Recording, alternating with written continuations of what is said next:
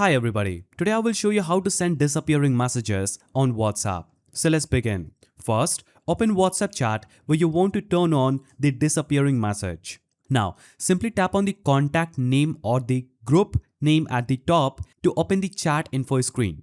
Now, scroll down and you will see disappearing messages option. Tap on it and you will see this page. On this page, you will see a few timer options like 24 hours, 7 days or 90 days. Pick whichever one suits you and tap on it to confirm. Once selected, any message sent in the chat will automatically disappear after that time period is up. And once you get back to your chats, you'll notice a small timer icon appears next to the chat name, letting both people know disappearing messages are turned on.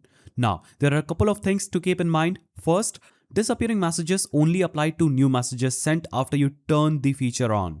Any message that were already in the chat before stays as they are.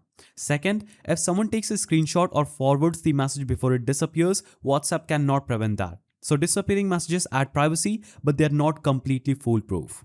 And if you ever want to turn it off, just go back to the same screen and select off. So that's how you send disappearing messages on WhatsApp. If you found this helpful, subscribe to the channel and leave a like.